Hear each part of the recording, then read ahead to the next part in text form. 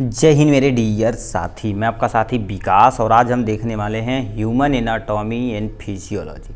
ये topper batch का ठीक है, जो ह्यूमन एनाटॉमी एंड फिजियोलॉजी चलाई जा रही थी, ठीक है, ये आपका सेकेंड लेक्चर है। फर्स्ट लेक्चर में हम पार्ट ए वाला पूरा डिटेल में कवर कर लिए थे, ठीक है। इसका ये पार्ट बी और सी वाला लेक्चर को पूरा डिटेल में यानी शॉर्ट क्वेश्चन आंसर को देखेंगे। उसके बाद आपके सामने जो भी तुम्हारे पास है एक नंबर का क्वेश्चन रहता है, चाहे वो एमसीक्यू हो चाहे फिल इन द ब्लैंक्स हो, कुछ भी हो, उस सबको हम डिटेल में देखेंगे। अभी तक आपने टारगेट बैच ज्वाइन नहीं किया है तो प्लीज़ आप उसे ज्वाइन कर लीजिए, ठीक है। अब कैसे ज्वाइन करना है, नंबर दिया गया, आप व्हाट्सएप पे कांटेक्ट करेंगे, आपको ग्रुप में ऐड कर दिया जाएगा, ठीक है। तो चलिए बिना देरी किए हम क्या करते हैं, अपने मेन मुद्दे पर चलते हैं। पार्ट बी में टोटल कितने क्वेश्चन रहते हैं आपके सामने? 11 क्वेश्चन रहते हैं, किन्हीं 10 क्वेश्चन को आपको अच्छे से अटैम्प्ट करना रहता है। दोबारा बोलना है, कितने क्वेश्चन? टोटल आपके 11 क्वेश्चन रहते हैं, किन्हीं 10 क्वेश्चन को अटैम्प्ट करना रहता। हर एक क्वेश्चन 3 नंबर का रहता, तो 10 3 30 नंबर तुम्हारे पास यहाँ से बनता है, ठीक है। अब क्या लिख रखा? सबसे पहला क्वेश्चन तुम्हारे पास ब्लड ग्रुपिंग पे दिया गया, ठीक है। तो ब्लड ग्रुपिंग क्या होती है, ठीक है। हमारे शरीर के अंदर देखा जाए तो ब्लड ग्रुप के कितने टाइप होते हैं? एक टाइप ए होता है, एक बी होता है, एक ए बी होता है, प्लस में ए ओ होता है, यानी 4 प्रकार के ब्लड ग्रुप हमारे शरीर के अंदर होते हैं। तो इसको हमें पूरा डिटेल में लिखना पड़ेगा। तो आपके सामने लिखा है एबीओ ब्लड ग्रुप के बारे में। ए मतलब ए और ए बी और ओ तीनों ब्लड ग्रुप यहाँ दिए गए हैं, सॉरी चारों ब्लड ग्रुप दिए गए हैं। अब कैसे तुम जानोगे सर ये ब्लड ग्रुप ए है, ब्लड ग्रुप बी है? उस पे उपस्थित एंटीजन को देखते हुए हम क्या कर देते हैं, आइडेंटिफाई करते हैं एक्चुअल में ब्लड ग्रुप ए है कि बी है। तो ही लिखा है A B O blood group RBC की सरफेस पर उपस्थित एंटीजन ए और एंटीजन बी पर आधारित होता है। कहने का मतलब क्या रहता है, जैसे हमारे पास आरबीसी होती है, RBC circular and disc shape की होती है, उसके ऊपर कौन सा एंटीजन प्रेजेंट है, जो एंटीजन प्रेजेंट रहेगा वही उसका ब्लड ग्रुप रहेगा। मान लेते किसी भी आरबीसी के ऊपर एंटीजन ए है तो समझ लो उसका ब्लड ग्रुप ए है, एंटीजन बी है तो उसका ब्लड ग्रुप बी है।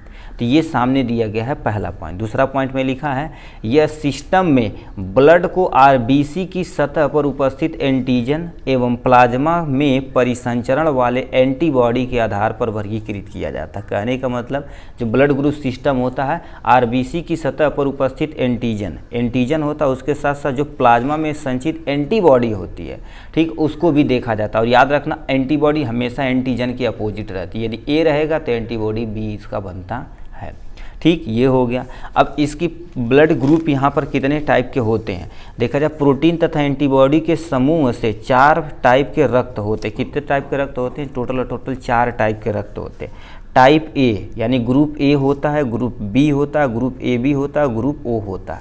अब इसको डिस्कवर यानी ब्लड ग्रुप की डिस्कवरी करने वाले वैज्ञानिक का नाम यहाँ से लिख देते हैं कार्ल, ठीक है। कार्ल लैंडस्टीनर नामक वैज्ञानिक थे, कार्ल लैंडस्टीनर, ठीक है, लैंडस्टीनर, ठीक है। ये तुम्हारे पास क्या होगा, कार्ल लैंडस्टीनर हो जाएंगे, ठीक है। ये तुम्हारे पास कार्ल लैंडस्टीनर, प्लीज़ इसे याद रखिएगा। और ये एमसीक्यू भी पूछा गया है क्वेश्चन, यानी ब्लड ग्रुप की डिस्कवरी करने वाले, ठीक है, डिस्कवर्ड करने वाले कौन? Discovered by the Karl Landsteiner किए थे। तो ये हो गया इनके बारे में थोड़ा सा इंट्रोडक्शन। अब इनके ग्रुप के बारे में जो पूरे एंटीजन क्या होते हैं, एंटीबॉडी को हम आगे यहाँ समझते हैं, ठीक है। तो देखिए क्या लिख रखा, ध्यान से सुनिए। आप यहाँ से देखिए, इस टेबल को प्लीज़ आप यदि हो सके तो बना लीजिएगा, नहीं तो आप ज्वाइन किए हैं टॉपर बैच, यदि नहीं ज्वाइन किए हैं तब भी आप लिंक में नंबर है, आप कांटेक्ट कर सकते हैं, आपको नोट दे दिया जाएगा, ठीक है। कुछ फीसेस वगैरह हैं। अब देखिए इसमें क्या लिख रखा है, A B O system of blood group antigen and antibody. ये मान लेते देखिए ब्लड ग्रुप का टेबल बना है, ये एंटीजन बना हुआ है, ये एंटीबॉडी। अब ये ब्लड ग्रुप किसको दे सकता है, तो यहाँ पर लिखा है एज डोनर, वो किससे ले सकता। प्लीज़ एरो देखिएगा, देखिए एरो मतलब वो किसी को दे सकता और ये किससे ले सकता। इसको मेंटेन करने पे यहाँ पर इस टेबल को दिया गया है। और इस टेबल को कॉन्सनट्रेट होके बहुत सुनिएगा, नहीं तो दिक्कत होगी आपके लिए। सबसे पहले पहला ब्लड ग्रुप तुम्हारे पास क्या दे रहा है, ए दिया है, ठीक। अब ए ग्रुप यदि ब्लड ग्रुप है तो उसमें कौन सा एंटीजन होगा, ए होगा, और उसका अपोजिट एंटीबॉडी होता है। याद रखना जो ब्लड ग्रुप रहेगा वही एंटीजन रहेगा। यदि ब्लड ग्रुप तुम्हारे पास क्या हो गया, ए है, तो यहाँ पर एंटीजन भी ए होगा, बट एंटीबॉडी तुम्हारे पास बी होगी, ठीक। अब देखिए जो एंटीबॉडी रहती है, ठीक है, जो एंटीबॉडी रहती है वो ब्लड ग्रुप प्राप्त नहीं कर सकता। देखिए ये यानी ग्रुप ए हो गया, अब किसको किसको ये दे सकता है, ग्रुप ए को दे सकता है और ए बी को दे सकता है। और किससे ये प्राप्त कर सकता है, मतलब ए को चाहिए, यदि मान लेते बंदे को चाहिए तो ए और ओ से ये प्राप्त कर सकता है, ए और ओ से प्राप्त कर सकता, बी से नहीं प्राप्त कर सकता। क्यों? Due to the presence of antibody. Antibody present होने के नाते ये क्या कर देगा, सही से बाइंड कर देगा, ब्लड को क्लॉट कर देगा, दिक्कत हो जाएगी।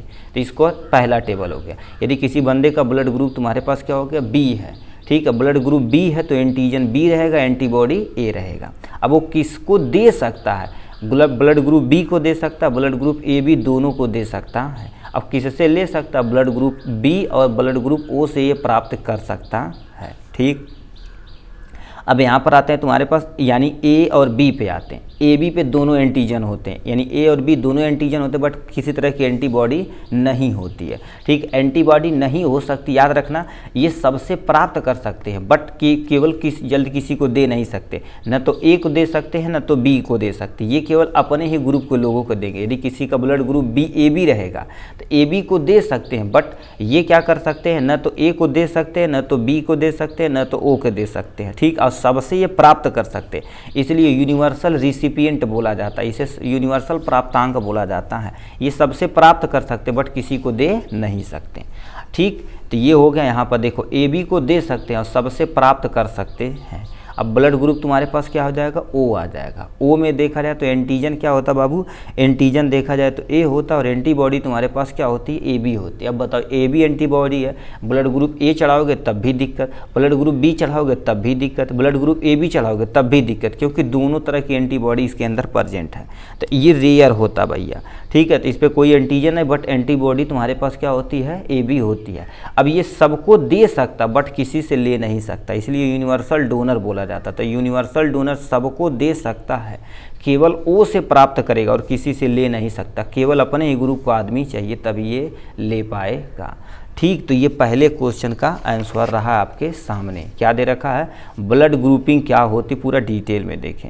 अब हम आते हैं लिम्फ नोड पे। ठीक है, ये आपके सामने हम क्या कर देते हैं, ठीक है, लिम्फ नोड पे हम करते हैं। ठीक है, सेकेंड क्वेश्चन में ग्रुप यानी ब्लड ग्रुपिंग के बाद हमारे पास दिया गया है लिम्फ नोड के बारे में। अब लिम्फ नोड गुरुदेव क्या होता है, यहाँ पर हमने डिफिनेशन अच्छे तरीके से लिखी है। लिम्फ नोड क्या होता है, देखिए हमारे शरीर के अंदर जैसे सर्कुलेटरी सिस्टम होता है उसी तरह से हमारे शरीर के अंदर लिम्फेटिक सिस्टम भी होता है। क्या होता है बाबू, लिम्फेटिक सिस्टम होता है। तो क्या लिखा, लिम्फेटिक सिस्टम एक क्लोज नेटवर्क होता है जिसके अंतर्गत लिम्फ वेसल होता है और ये पूरे शरीर में डिस्ट्रीब्यूट करने का काम करता है और ये पूरे शरीर में पाया जाता है। और याद रखना, लिम्फ फ्लूइड हमेशा यूनी डायरेक्शनल होता है, मतलब केवल और केवल एक ही डायरेक्शन में जाएगा। कहाँ से, टिश्यू से ब्लड की तरफ जाएगा। किसके तरफ जाएगा, टिश्यू से ब्लड की तरफ ये मूव करेगा। ठीक, तो ये लिम्फ नोड के बारे में है। लिम्फ नोड छोटी तथा ग्लैंडुलर संरचना होती है, मतलब बहुत छोटी संरचना होती है और ग्लैंडुलर होता है। ग्लैंड मतलब ये ग्लैंड जैसे नहीं होती, उस टाइप में होता है, ग्लैंड की कैटेगरी में रखा जाता है। ठीक, तो ये तुम्हारे पास दूसरा पॉइंट हो गया। नेक्स्ट पॉइंट में क्या लिखा, लिम्फ नोड में लिम्फेटिक सिस्टम का एक हिस्सा होता है जो स्वतंत्र रूप से, मतलब ये स्वतंत्र रूप भी रह सकता है और सामूहिक रूप में, मोस्टली ये सामूहिक रूप में होता है। अब लिम्फेटिक सिस्टम के अंतर्गत कौन आते हैं, लिम्फ आते हैं। ठीक, लिम्फ हो जाएंगे, लिम्फ नोड हो जाएंगे, लिम्फ वेसल हो जाएगा। ब्लड नहीं आता, याद रखना ब्लड नहीं आता है। ठीक, तो इस टाइप से क्वेश्चन आपसे पूछा जा सकता है। तो ये हो गया किसके बारे में, लिम्फेटिक नोड के बारे में थोड़ा सा इंट्रोडक्शन।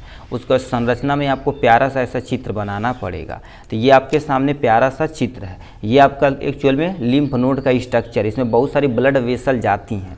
ठीक है, तो ये देखो ब्लड वेसल दिया गया। अब ये हो क्या रखा, इसमें लिम्फोसाइट सेल होते हैं। ये जो लिम्फोसाइट सेल होते हैं, कोई बैक्टीरिया हमारे शरीर के अंदर यदि इंटर करता तो सबसे पहले WBC से लड़ेगा। मान लेते WBC हार जाएगा तो ये लिम्फोसाइट प्रेजेंट है हमारे शरीर के अंदर, तुरंत उठा पटक देगा उनको खतरनाक टाइप में है। तो ये लिम्फोसाइट होता है। नेक्स्ट में तुम्हारे पास लिखा ट्रेबिकुलस। ट्रेबिकुलस मतलब ये जो तुम्हारे पास ये स्ट्रक्चर जो दिख रहा है, ठीक है, ये जो तुम्हारे बीच बीच में ऐसा उभरा उभरा पोर्शन होता है, ट्रेबिकुलस बोला जाता है। ये स्ट्रक्चर को हम देखेंगे अच्छे तरीके से।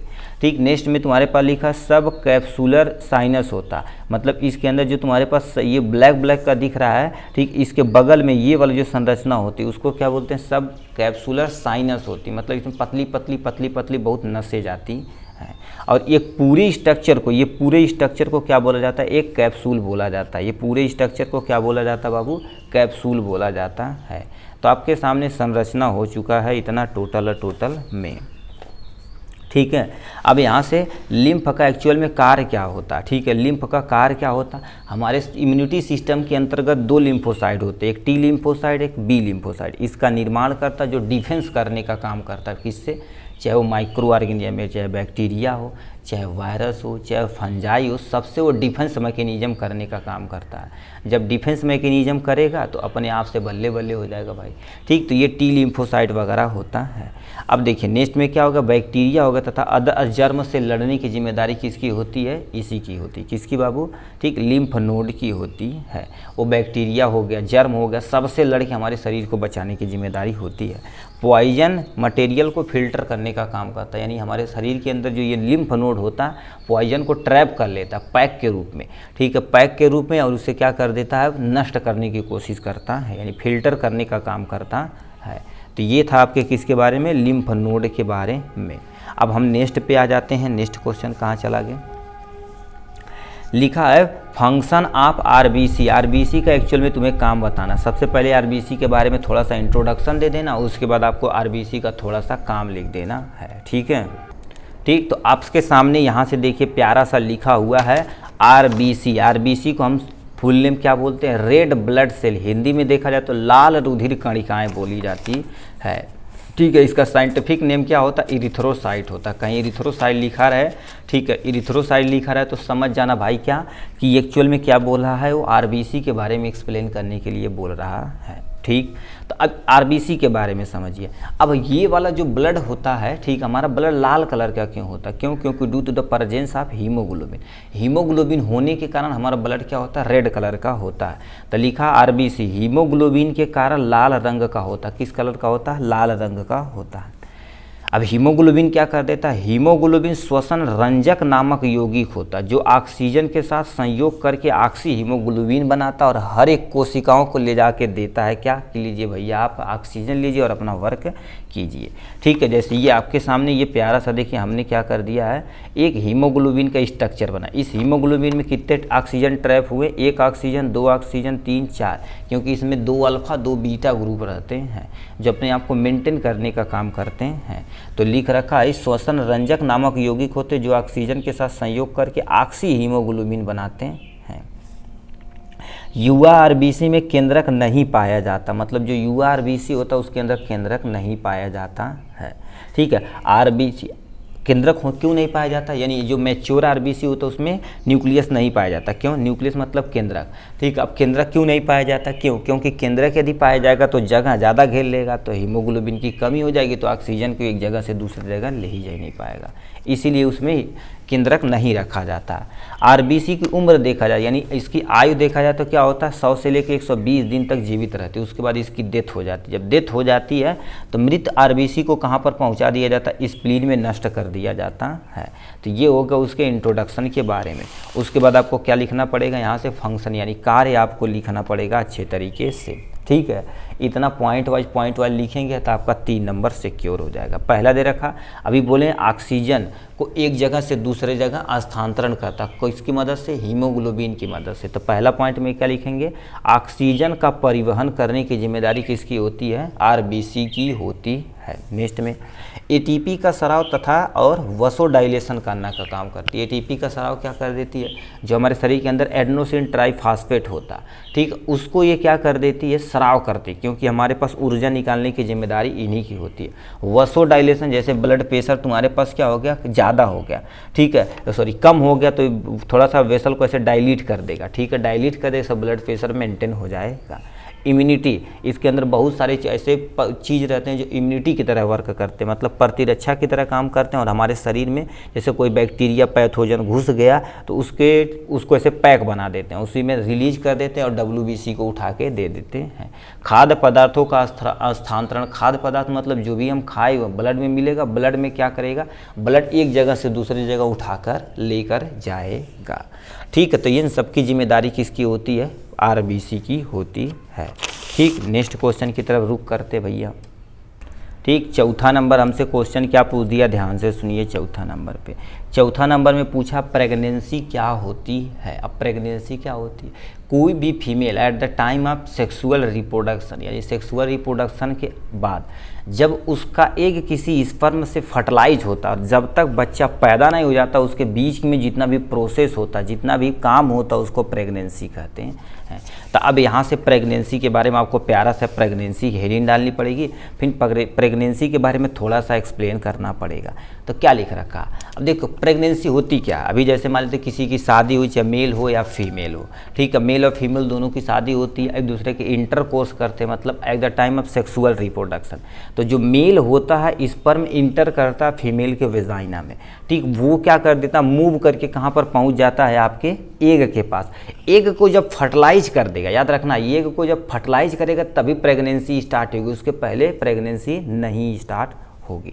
ठीक है, तो लिखा है गर्भधारण, यानी गर्भधारण तथा प्रसव के बीच के समय जिसमें भ्रूण अच्छे से डेवलप होता, उसे क्या बोलते हैं, प्रेगनेंसी कहते हैं। कहने का मतलब क्या होता है, यानी गर्भधारण मतलब कोई भी फीमेल जब वो गर्भधारण कर ली है, ठीक, और जब तक वो बच्चा पैदा नहीं हो जाता, प्रसव मतलब जब तक डिलीवरी नहीं हो जाती, उनके बीच में जो भ्रूण धीरे धीरे उसके शरीर में डेवलप करता है, तो उसी को क्या बोला जाता है भैया, प्रेगनेंसी बोला जाता है। ठीक, नेक्स्ट में निषेचन के पश्चात 9 महीने तक रहता है, यानी जो फर्टिलाइजेशन यदि हो गया तो 9 महीना। अब ये 1 2 4 दिन 10 दिन 15 20 दिन इधर उधर जा सकता है, इसका टेंशन न लीजिएगा, बट एटलीस्ट एवरेज माना जाता है कि 9 मंथ के बाद ही बेबी डेवलप होता है। यदि फुल्ली डेवलप रहेगा तो, अनमैच्योर रहेगा तो 5-6 महीने के बाद किसी का हो जाता, तो उसको हमें क्या करना पड़ेगा, आइसोलेशन में रखना पड़ता है।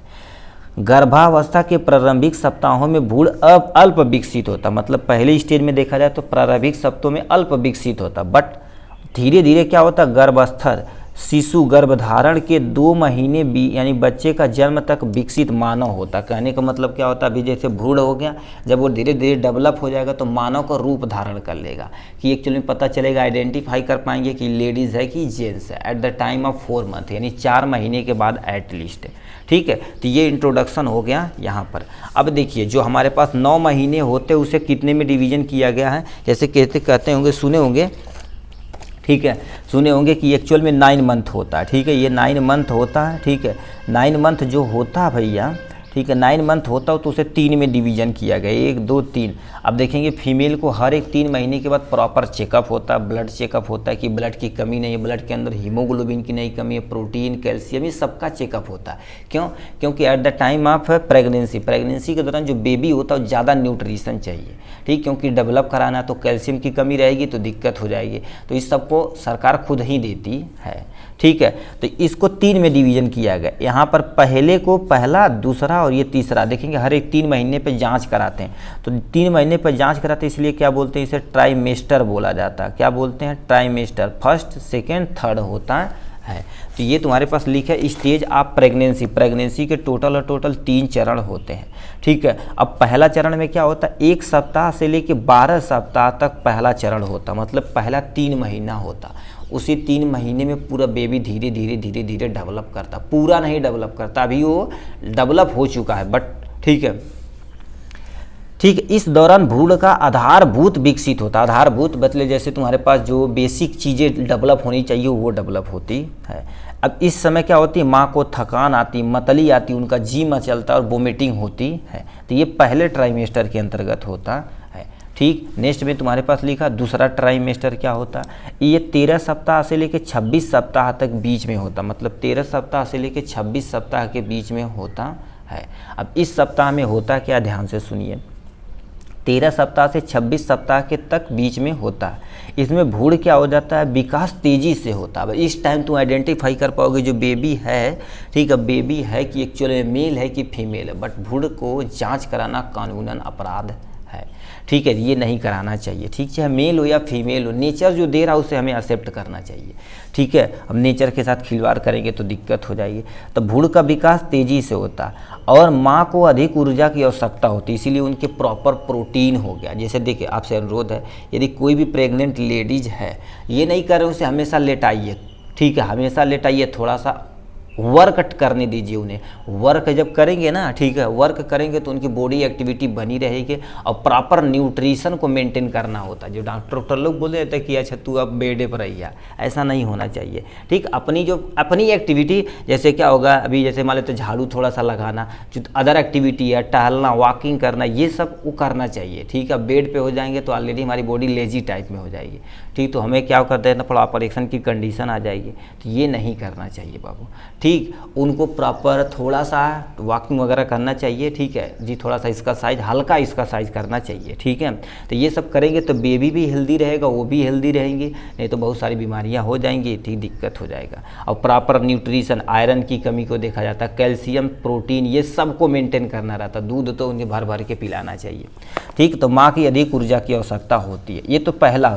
तीसरे ट्राइमेस्टर में क्या होता है, लिखा यानी 27 सप्ताह से लेके परसों तक। अब यहाँ पर सप्ताह क्यों नहीं लिखे हम कि कहीं कितने सप्ताह से कितने सप्ताह तक किसी मेल, यानी सॉरी, मेल कहाँ बच्चा पैदा करता, फीमेल में देखा जाए, ठीक है, तो 9 मंथ के बाद 2-4-10 दिन, एक आध हफ्ता 2 हफ्ता इधर उधर जा सकता है, इसीलिए एक्चुअल नहीं पता।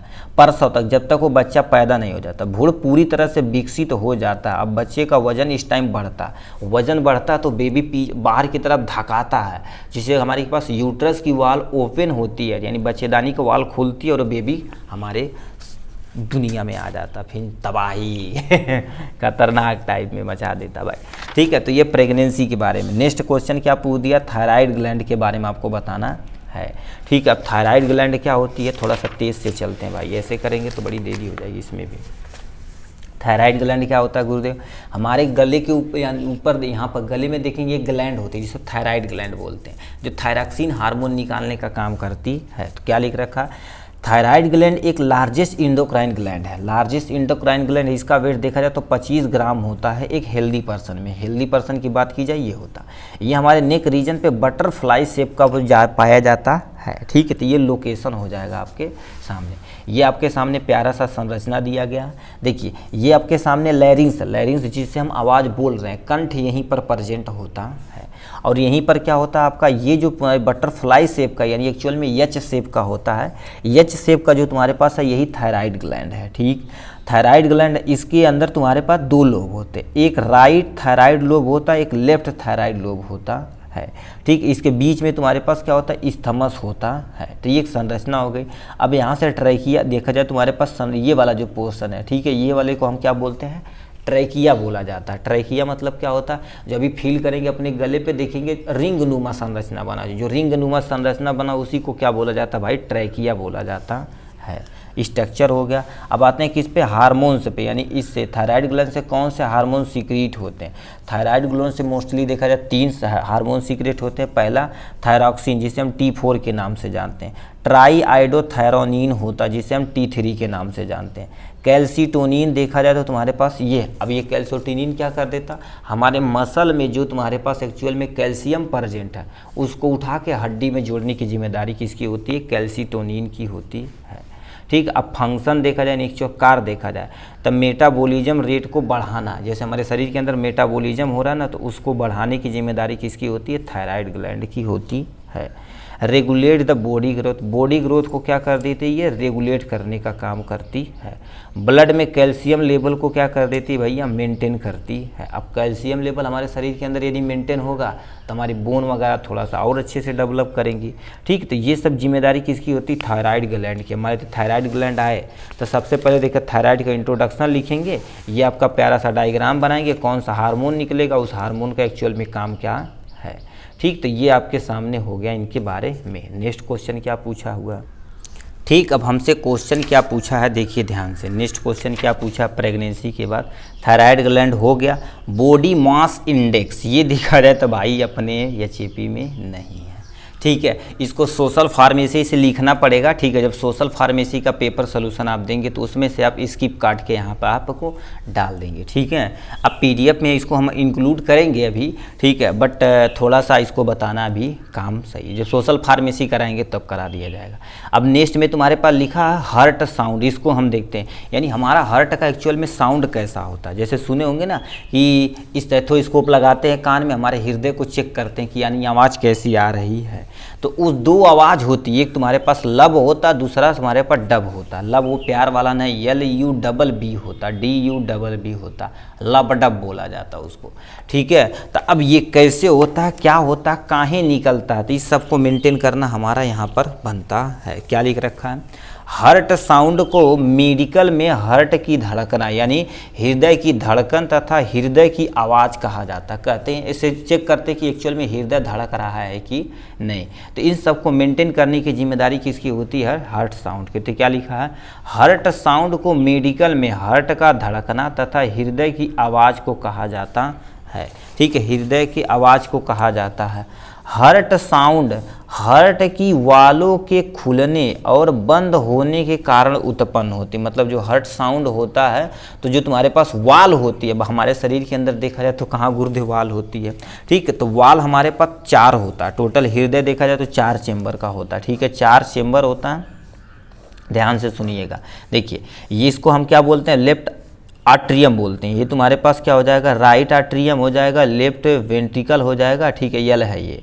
ठीक है, ये तुम्हारे पास यल यानी LA3 के RV हो जाएगा। ठीक है, क्या लिख दिए जी, यानी लेफ्ट, और इधर वाला तुम्हारे पास राइट वाला साइड होता है, इधर लेफ्ट वाला साइड होता है। लेफ्ट यानी ऑरिकल होता है, राइट ऑरिकल, लेफ्ट वेंट्रिकल और राइट वेंट्रिकल होता है। अब कैसे होता है इसको ध्यान से आप सुनिए क्या कह रखा है। देखिए यहाँ से एक चेंबर, एक तुम्हारे पास वाल यहाँ पर होता है। ठीक, तो इस वाल को क्या बोला जाता है, बाइकस्पिड वाल बोला जाता है। एक वाल यहाँ पर होता है जिसे हम ट्राइकस्पिड वाल बोलते हैं। ठीक, और एक वाल ये पूरे शरीर में जो ब्लड जाता है तो यहाँ पर एक वाल रखा जाता है जिसे ऑर्टिक वाल यानी महाधमनी वाल बोलते हैं। ठीक, ये पूरे शरीर में जाएगा। ठीक है, यहाँ से यूज करके ब्लड इधर जाएगा तो ये ट्राइकस्पिड वाल की मदद से इधर चलाएगा। फिर यहाँ पर एक वाल होती है हमारे लंग्स को ले जाने का काम, तो ये लंग्स वाली रहती है जिसे पल्मोनरी वाल बोलते थे। हमारे हृदय में टोटल 4 वाल होते हैं। ठीक, अब यही तुम्हारे पास जब खुलते हैं अथवा बंद होते हैं, खुलते अथवा बंद होते तो उससे एक सर्ट यानी साउंड प्रोड्यूस होता है, उसी को हार्ट साउंड बोलते हैं। अब इसको जानने के लिए क्या चाहिए, यानी हृदय के साउंड का अध्ययन किससे किया जाता है, स्टेथोस्कोप से किया जाता है। स्टेथोस्कोप कैसा होता है, आप ऐसे देखे होंगे, ऐसे हो गया, डॉक्टर लोग ऐसे लगाए रहते हैं। ठीक है, तो ऐसे होता है, स्टेथोस्कोप बोला जाता है। अब ध्वनि के प्रकार क्या होता है, ठीक है, ध्वनि के प्रकार क्या होता है, इसको थोड़ा सा तेजी से चलते हैं भाई। ध्वनि का प्रकार देखा जाए तो पहला यानी पहली ध्वनि, पहली हृदय ध्वनि जिसे हम यशवन के नाम से जानते हैं, जिसका पूरा नाम तुम्हारे पास साउंड फर्स्ट होता है। ठीक, इसमें कौन सी आवाज़ आती है, लब आती है। अब कैसे होता है, यह ध्वनि बाइकस्पिड तथा ट्राइकस्पिड वाल के बंद होने से होती है। जो हमारे 2 वाल बोले, 2 वाल ऊपर वाली जो 2 चेंबर के बीच में रहते हैं, तो तुम्हारे पास क्या करते हैं, जब बाइकस्पिड और ट्राइकस्पिड दोनों जब बंद होते तो उससे एक आवाज़ प्रोड्यूस होती है, उसको उस आवाज़ को क्या बोला जाता है, लब बोला जाता है। ठीक है, यह हार्ट की, ठीक है, सिस्टोलिक चरण को देखता है। सिस्टोलिक चरण मतलब जब चपता है, यानी जब दाबा जाता है तो प्रेशर ज़्यादा रहता है, तो उस समय जो तुम्हारे पास आवाज़ आती है, लब की आवाज़ आती है। नेक्स्ट में तुम्हारे पास क्या होता रखा है, दूसरी हृदय ध्वनि जिसे S2 जिसे हम क्या बोलते हैं, डब बोला जाता है। यह ध्वनि ऑर्टिक तथा पल्मोनरी वाल के बंद होने से उत्पन्न होती। कहने का मतलब ये ध्वनि कब उत्पन्न होती है, ऑर्टिक वाल तथा पल्मोनरी वाल के बंद होने से उत्पन्न होती है। यह हृदय के डायस्टोलिक चरण को स्टार्ट करता है। वो सिस्टोलिक चरण को स्टार्ट करेगा, ये डायस्टोलिक चरण को स्टार्ट करता है। ठीक, तो ये तुम्हारे पास 2 साउंड होती हैं। ठीक, अब यहाँ पर लिखा हम ध्वनियों की जांच कैसे करते हैं, यानी हृदय जैसे कह रहा ध्वनि की जांच कैसे करते हैं, तो उसके लिए हमने क्या करते हैं, एक ग्राफ होता है जिसे हम ECG बोलते हैं, इलेक्ट्रोकार्डियोग्राम होता है।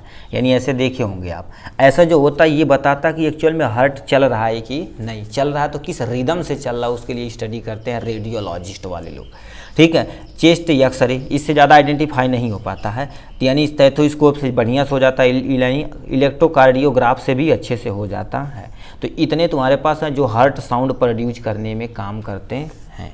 ठीक, नेक्स्ट क्वेश्चन क्या पूछ दिया है।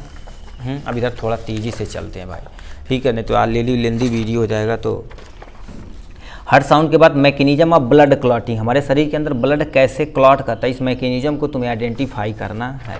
तो यहाँ पर सिंपल सा लिख रखा है, ब्लड देखा जाए तो एक क्या होता है, तरल पदार्थ होता है, जब जेली में कन्वर्ट हो जाता है उसी प्रक्रिया को क्या बोला जाता है, ब्लड क्लॉटिंग बोला जाता है। ब्लड क्लॉटिंग यानी ब्लड क्लॉटिंग एक प्रोसेस है जिसके द्वारा रुधिर तरल अवस्था से, ठीक है, तरल अवस्था से क्या हो जाता है, ठीक है, तरल अवस्था से जेली अवस्था में परिवर्तित हो जाता है, उसे क्या बोलते हैं, ब्लड क्लॉटिंग बोलते हैं। ब्लड क्लॉटिंग क्या होता है, सिंपल सा बोल देंगे, ब्लड क्लॉटिंग एक तरह का प्रोसेस होता है जिसमें तुम्हारे पास तरल रुधिर जो होता है, तरल रुधिर होता है किसमें कन्वर्ट हो जाता है, जेली में कन्वर्ट हो जाता है।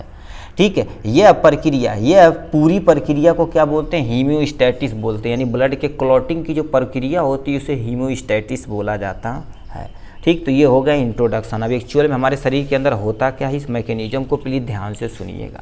ठीक है, टोटल 13 फैक्टर होते हैं, हम 13 फैक्टर को एक्सप्लेन नहीं कर रहे हैं। ठीक है, हम केवल सिंपल सा बता रहे हैं। सबसे पहले देखिए, मान लेते टिश्यू इंजर्ड हुआ, क्या होगा, टिश्यू मान लेते इंजर्ड हुआ, टिश्यू मतलब चोट लग गई किसी पर्सन को, तो उस एरिया में थ्रोम्बोसाइट जो रहता है, थ्रोम्बोसाइट मतलब जो प्लेटलेट रहता है, ठीक है, ये तुम्हारे पास क्या हो जाएगा, प्लेटलेट्स जो रहता है वो एक्टिवेट हो जाता है। ये जब एक्टिवेट होगा तो एयर के कांटेक्ट में आएगा तभी एक्टिवेट होगा। याद रखना, हमारे ब्लड के अंदर प्लेटलेट रहते हैं, जब हवा के संपर्क में आते हैं, यहाँ कटेगा तो हवा के संपर्क में आना स्टार्ट होगा, हवा के संपर्क में आते हैं तो थ्रोम्बोसाइट किस में कन्वर्ट हो जाते हैं, थ्रोम्बोकाइनेज में कन्वर्ट हो जाते हैं। किसमें, थ्रोम्बोकाइनेज में या थ्रोम्बोप्लास्टिन में कन्वर्ट हो जाते हैं।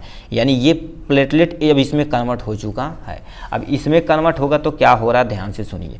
ये थ्रोम्बोकाइनेज क्या करेगा, कैल्शियम की उपस्थिति में जो प्रोथ्रोम्बिन हमारे शरीर के अंदर इनएक्टिव फॉर्म में है, अभी वो एक्टिवेट नहीं है, इनएक्टिव फॉर्म में, तो उसको तुरंत थ्रोम्बिन में कन्वर्ट करके एक्टिवेट कर देता है। देखिए, प्रोथ्रोम्बिन इनएक्टिव फॉर्म में होता है कैल्शियम की उपस्थिति तथा थ्रोम्बोकाइनेज की उपस्थिति में जो ये प्रोथ्रोम्बिन होता है थ्रोम्बिन में कन्वर्ट हो जाता है।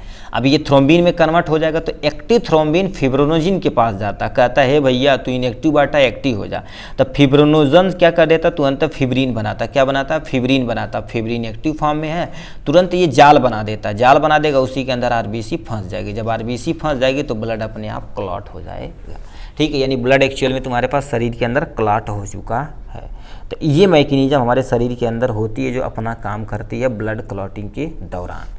ठीक, अब नेक्स्ट क्वेश्चन क्या पूछ दिया है, यहाँ पर आ जाते हैं, जॉइंट इन देयर टाइप, यानी इसके बारे में तुम्हें बताना पड़ेगा। क्या लिख रखा है, टाइप ऑफ जॉइंट। तो सबसे पहले जॉइंट क्या होता है, जॉइंट के कितने प्रकार होते हैं, इन सबको डिटेल में देखेंगे। तो लिखा है, अब जॉइंट क्या होती है, जब दो हड्डी एक जगह मिलती हैं तो उससे जॉइंट बनता है। जैसे अभी सिंपल सा देखा जाए तो ये हाथ का देखिए, ये यहाँ से देखिए, एक हड्डी इधर से मिली, एक हड्डी यहाँ, जहाँ मिल रही तो इसको क्या बोला जाता है, जॉइंट बोला जाता है। अंगुलियों में देखा जाए तो एक हड्डी इधर, एक हड्डी इधर, तो यहाँ पर मिल रही तो ये जॉइंट हो जाएगा। तो जॉइंट बहुत ज़रूरी होता है हमारे शरीर के अंदर। क्या लिख रखा है, जब दो या दो से अधिक बोन एक दूसरे से गति करने के लिए जुड़ती हैं अथवा ज्वाइंट होती तो उसको क्या बोला जाता है। ठीक, एक्चुअल में यहाँ लिखती मिलना चाहिए। ठीक है, मिलती तो उसे क्या बोला जाता है, ज्वाइंट बोला जाता है। दो या दो से अधिक बोन एक दूसरे से गति करने के लिए, गति करने के लिए मतलब जो भागने के लिए, जैसे अभी भाग रहे हैं तब पैर नहीं मुड़ेगा तो कैसे भाग पाएंगे, तो वहाँ पर हड्डियाँ मिली हुई हैं तभी तो ज्वाइंट का फॉर्मेशन हुआ है। ठीक है, तो वो चीज़ें बोलते हैं। ह्यूमन बॉडी के अंदर 100 से अधिक ज्वाइंट होते हैं, मतलब हमारे शरीर के अंदर देखा जाए 100 से अधिक तुम्हारे पास क्या होगा, ज्वाइंट प्रेजेंट है। यह ज्वाइंट अलग अलग होती है तो ठीक है, तो मूवमेंट में मदद करती है, अलग अलग होती है इसलिए मूवमेंट करने में मदद करती है। जैसे अभी मान लेते पैर को तुम्हें बैंड कराना है, ठीक है, पैंट को नहीं यहाँ पैर को बैंड कराना है। ठीक है, तो एक्चुअल में जब वहाँ मुड़ेगा नहीं तो कैसे तुम कर पाओगे, तो उसको मोड़ने की जिम्मेदारी इनकी होती है।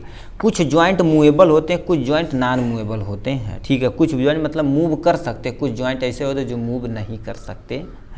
ठीक, तो ये हो गया इनके बारे में। अब टाइप ऑफ जॉइंट देखा जाए, जॉइंट के प्रकार कई होते हैं। फाइब्रस जॉइंट जो टीथ बोन्स होती है, और तुम्हारे पास हेड जो बोन होती है, टेम्पोरल बोन होता है, ये सब फाइब्रस बोन के अंतर्गत आती है। नेक्स्ट में कार्टिलेज बोन जो किसका, कार्टिलेज का बना होता है। जैसे स्पाइनल कॉर्ड पीछे की रीढ़ की हड्डी होता है। एक्सटर्नल ईयर मतलब ये जो हमारे पास कान देख रहा है, ठीक है, तो ये सब तुम्हारे पास होती है। अब ये मत समझना स्पाइनल हड्डी जो हड्डियों के बीच में है लिक्विड रहता है, जो कार्टिलेज जो फ्रैक्शन को कम करता है वो बनी होती है किसकी, कार्टिलेज जॉइंट की। यानी साइनोवियल जॉइंट ये हिप पॉइंट पे देखा जाए, शोल्डर वाले रीजन पे क्या होता है, किसका बना होता है एक्चुअल में, यानी साइनोवियल जॉइंट का बना होता है। मूवमेंट ऑफ जॉइंट जैसे फीमर हो गया, एसिटाबुलम हो गया। फीमर एसिटाबुलम जो हमारी पैर की हड्डी होती है इस टाइप से होती है, देखिए ऐसे ऐसे मूव करती है ना, जैसे भी, ठीक है। जो पीछे यहाँ पर हिप वाली हड्डी होती है, जांघ की हड्डी जिसे बोला जाता है ये हो। अब डिसऑर्डर ऑफ जॉइंट यानी कौन कौन सी बीमारियाँ हो सकती हैं इसमें, यानी आर्थराइटिस यानी रोमेटॉइड आर्थराइटिस हो सकता है, ग्वाइटर हो सकता है, ज्वाइंट डिसलोकेशन हो सकता है। ज्वाइंट डिसलोकेशन मतलब हड्डियाँ इधर उधर भाग रही है, तो उसके कारण से आपको बीमारी हो सकती है। नेक्स्ट में तुम्हारे पास क्या लिख रखा है बाबू, नेक्स्ट में क्या दे रखा है बाबू, यहाँ से आते हैं, ठीक है। नेक्स्ट में क्या क्वेश्चन, ये भाई कहाँ इधर चले आओ भाई, ठीक है। क्या पूछ दिया है, कह दिया है बेसिस यानी बेसिक आप ईसीजी, ईसीजी के बारे में बेसिक चीज़ें बतानी है। तो आपके सामने यहाँ रहा ईसीजी के बारे में, ठीक है। ईसीजी लिखिएगा और यहाँ से हम क्या कर देते हैं, डायग्राम वगैरह आपको एक्सप्लेन कर देते हैं, ठीक है। तो कैसे क्या चीज़ें होती हैं अब इसके बारे में हम आपको बताते हैं। ईसीजी का फुल नेम क्या होता है, इलेक्ट्रोकार्डियोग्राम होता है, ये तो बचपन से आप जानते हैं, अभी देखबा कि है ईसीजी जाँच है, ठीक है। ईसीजी एक प्रकार का जांच है जो हृदय के इलेक्ट्रॉनिक मूवमेंट मतलब जो इलेक्ट्रोकेमिकल होते हैं उसको रिकॉर्ड करके एक पेपर पे हमें रिप्रेजेंट करके देता है, ठीक। हृदय, ठीक है, लिखा ईसीजी हृदय की लय तथा असमानता को बताता है। लय मतलब वो सही से चल रहा है कि नहीं ये, और उसकी असमानता के माने तो उसके अंदर कोई डिस्टर्बेंस हो उसको मेंटेन करने की जिम्मेदारी इसकी, मेंटेन एक्चुअली बताने की जिम्मेदारी किसकी होती है, ईसीजी की। उसके बाद आपको क्या करना पड़ेगा, यहाँ से डायग्राम बनाना पड़ेगा।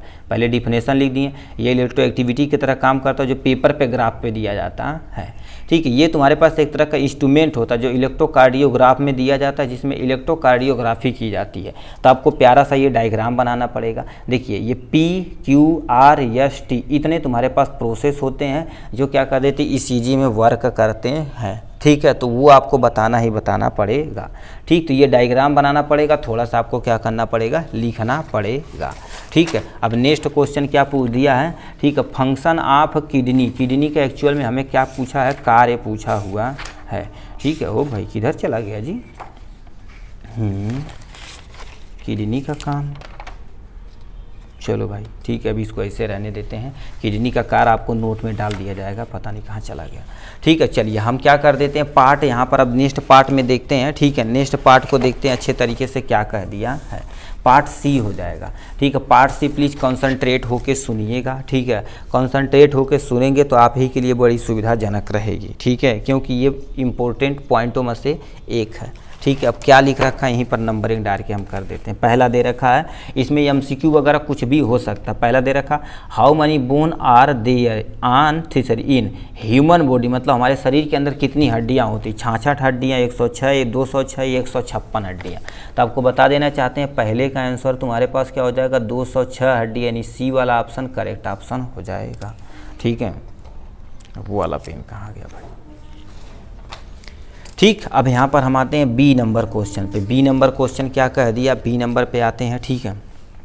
कह दिया है end of menstrual cycle is called following, मतलब जब फीमेल में देखा जाए तो मेंस्ट्रुअल साइकिल जब स्टार्ट होता है तो उसे क्या दिया जाता है, मेनार्ची नाम दिया जाता है जी। जब स्टार्ट होता है तो मेनार्ची, अब जब उसमें मेंस्ट्रुअल साइकिल, ठीक है, एंडिंग होती है, ठीक है, एंड होती है, उसे क्या बोला जाता है, मीनोपॉज बोला जाता है, ठीक है। जब स्टार्ट होता है तो मेनार्ची बोला जाता है, ख़त्म होता है तो इसे मीनोपॉज बोला जाता है। तो क्या लिख रखा है, यानी एंड ऑफ मेंस्ट्रुअल साइकिल इस काल तुम्हारे पास क्या बोलते हैं, इसे मेनार्ची बोलते हैं, नो मेन यानी मीनोपॉज बोलते हैं, मेंसेस बोलते हैं, ओव्यूलेशन बोलते हैं, तो उससे क्या बोला जाता है, मीनोपॉज बोला जाता है।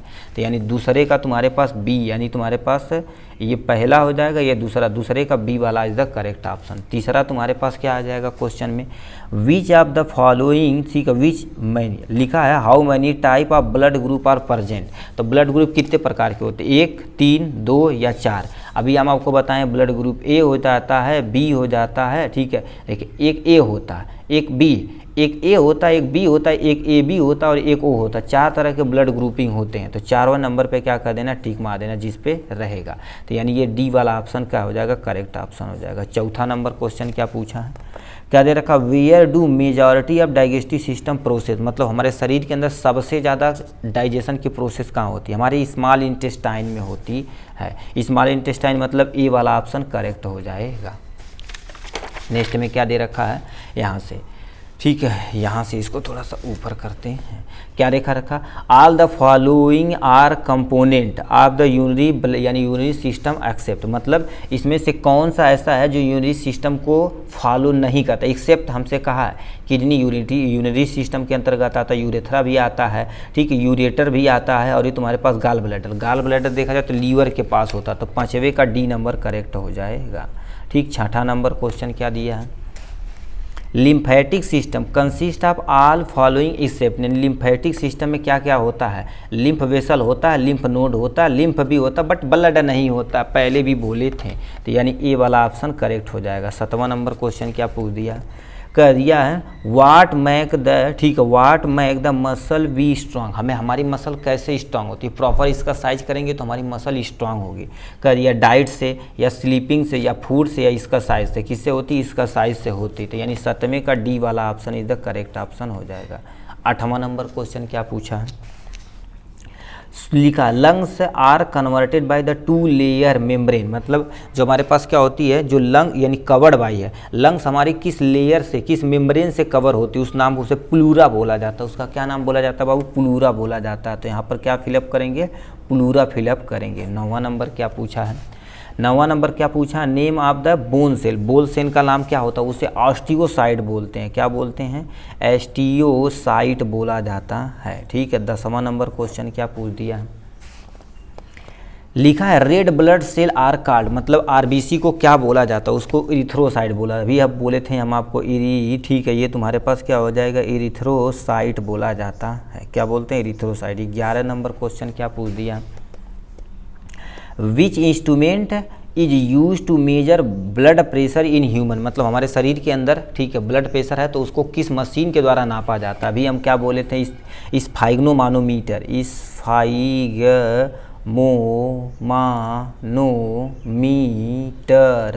स्फाइग्नोमानोमीटर होता है। 12 नंबर क्वेश्चन क्या दिया है, इसके बारे में आप सुनते हैं थोड़ा सा, कहाँ चला गया जी। 12 नंबर करिए का which tissue support other tissue and bind them together, मतलब उसे जैसे एक टिश्यू से दूसरे टिश्यू में जो बाइंड करता है उसे कनेक्टिव टिश्यू बोलते हैं। क्या बोलते हैं, कनेक्टिव टिश्यू बोला जाता है। क्या बोलते हैं उसे बाबू, कनेक्टिव टिश्यू बोला जाता है। 13 नंबर क्वेश्चन क्या दिया है, 13 नंबर क्या क्वेश्चन पूछा है, ABO blood group type of discovered by, अभी बोले कार्ल स्टीनर ने किया था। ठीक है, कार्ल लैंड, ठीक है, लैंड स्टीनर ने किया था। 14 नंबर क्वेश्चन की तरफ रुक करते हैं। 14 नंबर क्या दे रखा, power house of the cell, ये तो बच्चों का खेल है, जिसे हम पावर हाउस ऑफ सेल किसे क्या बोलते हैं, माइट्रोकॉन्ड्रिया बोला जाता है।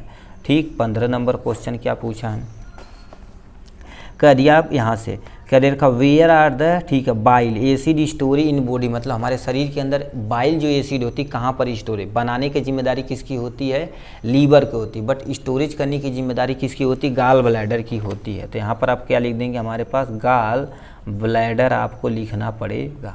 ठीक है, 16 नंबर क्वेश्चन तुम्हारे पास क्या है, 16 नंबर क्वेश्चन क्या पर आते हैं, 16 नंबर लिखा है the process blood clotting is known as, जो तुम्हारे पास ब्लड क्लॉटिंग होती है उसे कोगुलेशन बोला जाता है या हीमोस्टैटिक बोल सकते हैं, कोगुलेशन ही लिख देते हैं, कोगु, ठीक है, ये तुम्हारे पास क्या हो जाएगा, कोगुलेशन हो जाएगा। क्या हो जाएगा बाबू, कोगुलेशन हो जाएगा।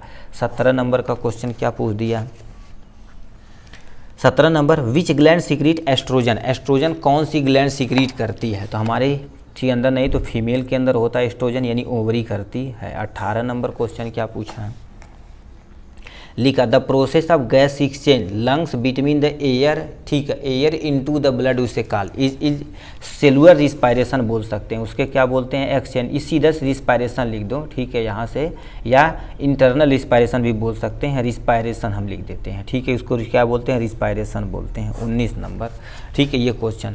Y blood is a colour due to, ठीक है, कह दिया है why blood is a red colour, मतलब जो हमारा खून होता है लाल कलर का काहे होता है, क्यों? क्योंकि हमारे शरीर के अंदर एक चीज़ हीमोग्लोबिन पाया जाता है, उसीलिए रेड कलर का होता है। 20 नंबर क्वेश्चन क्या दिया है, कह दिया है लिखा what is loss of transparency, ठीक है, ऑफ द लेंस ऑफ आई, मतलब ऐसे हमें ट्रांसपेरेंसी को लॉस कर देते तो उस पर्सन को समझ लियो तुम्हारे पास कैटरैक्ट यानी मोतियाबिंद हो चुका है, ठीक है, तो ये तुम्हारे पास क्या हो जाएगा, कैटरैक्ट हो जाएगा, जिससे मोतियाबिंद हो जाएगा। तो इतना तुम्हारे पास हो चुके हैं यहाँ से।